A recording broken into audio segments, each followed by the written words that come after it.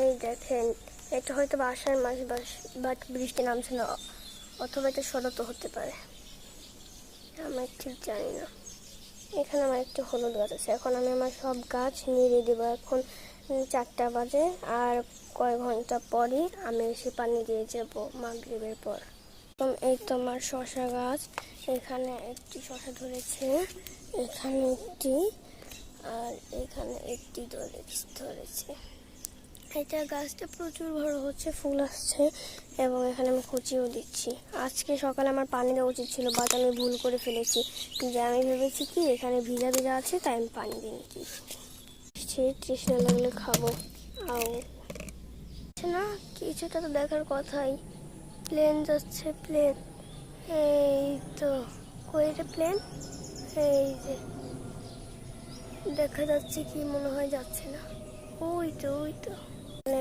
আমার এইটা খুঁজে নেই ড্রাগন গাছ।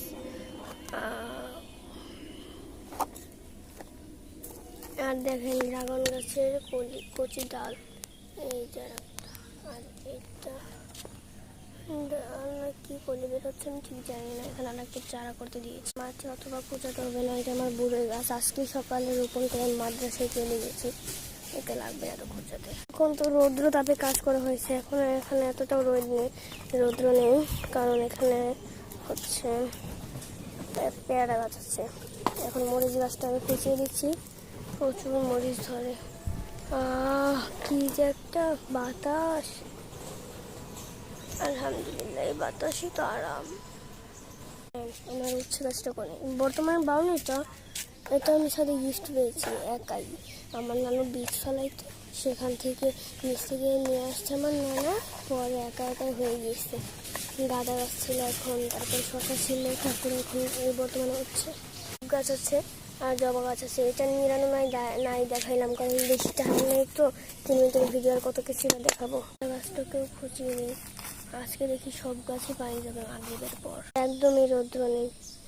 আর এছাড়াও এখানে উল্টো বাতাস আসছে, আমার খোঁচানো মজা লাগছে।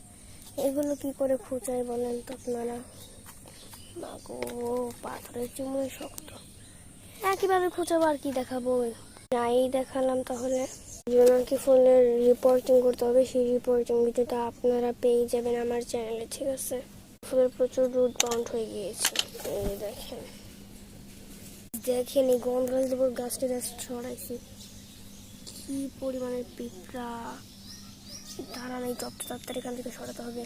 এখন চল লাস্ট শেষমেশ এই শশা ধরা গাছটাকে, আল্লাহ হাফেজ।